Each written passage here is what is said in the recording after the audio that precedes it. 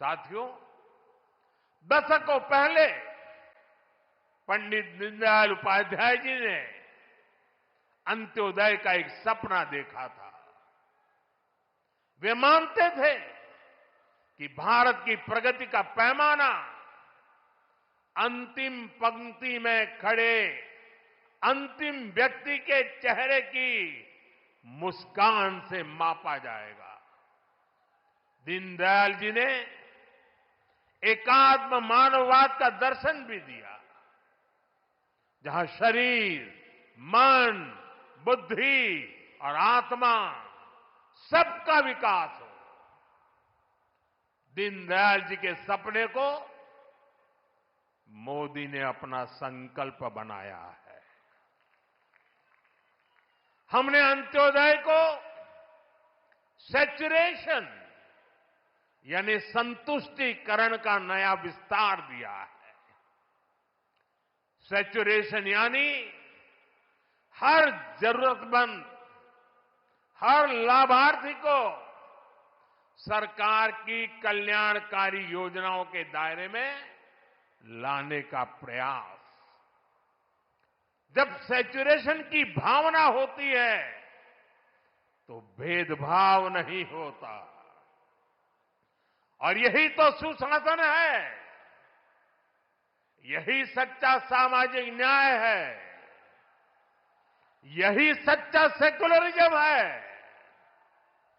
आज जब देश के करोड़ों नागरिकों को बिना भेदभाव पहली बार पक्का घर, शौचालय, नल से जल, बिजली और गैस कनेक्शन मिल रहा है, करोड़ों लोगों को पहली बार मुफ्त अनाज और मुफ्त इलाज मिल रहा है, पंक्ति में खड़े अंतिम व्यक्ति तक पहुंचने का प्रयास हो रहा है, तो पंडित दीनदयाल जी के विजन के साथ न्याय हो रहा है। साथियों, बीते दशक में करोड़ों भारतीयों ने गरीबी को परास्त किया है, गरीबी को हराया है। ये इसलिए संभव हुआ क्योंकि भाजपा सरकार ने जो पीछे छूट गया था उसे प्राथमिकता दी, जो अंतिम पंक्ति में था उसे प्राथमिकता दी। साथियों, 2014 से पहले करीब 25 करोड़ देशवासी ऐसे थे जो सरकार की सामाजिक सुरक्षा योजनाओं के दायरे में थे। 25 करोड़। आज करीब 95 करोड़ भारतवासी इस सुरक्षा कवच के दायरे में है।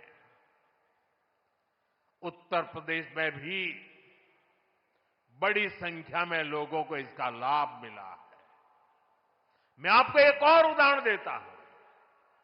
जैसे बैंक खाते सिर्फ कुछ ही लोगों के होते थे, वैसे ही बीमा भी कुछ ही संपन्न लोगों तक सीमित था। हमारी सरकार ने अंतिम व्यक्ति तक बीमा सुरक्षा पहुंचाने का बीड़ा उठाया। इसके लिए प्रधानमंत्री जीवन ज्योति बीमा योजना बनाई। इससे मामूली प्रीमियम पर 2 लाख रुपए का बीमा सुनिश्चित हुआ। आज इस स्कीम से 25 करोड़ से ज्यादा गरीब जुड़े हैं।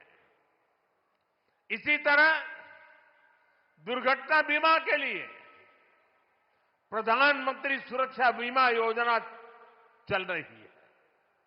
इससे भी करीब 55 करोड़ गरीब जुड़े हैं। ये वो गरीब देशवासी हैं जो पहले बीमा के बारे में सोच भी नहीं पाते थे। साथियों, आपको जानकर के हैरानी होगी, इन योजनाओं से करीब करीब 25,000 करोड़ रुपए का क्लेम इन छोटे छोटे परिवार के छोटे छोटे जिंदगी के गुजारे करने वाले मेरे सामान्य गरीब परिवारों तक 25,000 करोड़ रुपया का लाभ पहुंचा है। यानी संकट के समय ये पैसा गरीब परिवारों के काम आया है। साथियों, आज अटल जी की जयंती का ये दिन सुशासन के उत्सव का भी दिन है। लंबे समय तक देश में गरीबी हटाओ जैसे नारों को ही गवर्नेंस मान लिया गया था, लेकिन अटल जी ने सही मायने में सुशासन को जमीन पर उतारा। आज डिजिटल पहचान की इतनी चर्चा होती है, इसकी नींव बनाने का काम अटल जी की सरकार ने ही किया था। उस समय जिस विशेष कार्ड के लिए काम शुरू हुआ था, जो आज आधार के रूप में विश्वविख्यात हो चुका है, भारत में टेलीकॉम क्रांति को गति देने का श्रेय भी अटल जी को ही जाता है। उनकी सरकार ने जो टेलीकॉम नीति बनाई, उससे घर घर तक फोन और इंटरनेट पहुंचना आसान हुआ और आज भारत दुनिया में सबसे अधिक मोबाइल और इंटरनेट यूजर वाले देशों में से एक है। साथियों, आज अटल जी जहां होंगे, इस बात से प्रसन्न होंगे कि बीते 11 वर्षों में भारत दुनिया का दूसरा बड़ा मोबाइल फोन निर्माता बन गया है। और जिस यूपी से वे सांसद रहे, वो यूपी आज भारत का नंबर 1 मोबाइल मैन्युफैक्चरिंग राज्य बना है। साथियों, कनेक्टिविटी को लेकर अटल जी के विजन ने 21वीं सदी के भारत को शुरुआती मजबूती दी। अटल जी की सरकार के समय ही गांव गांव तक सड़कें पहुंचाने का अभियान शुरू किया गया था। उसी समय स्वर्णिम चतुर्भुज यानी हाईवे के विस्तार पर काम शुरू हुआ था। साथियों, साल 2000 के बाद से प्रधानमंत्री ग्रामीण सड़क योजना के तहत अब तक करीब 8 लाख किलोमीटर सड़कें गांवों में बनी है और इनमें से करीब 4 लाख किलोमीटर ग्रामीण सड़कें पिछले 10-11 साल में बनी है।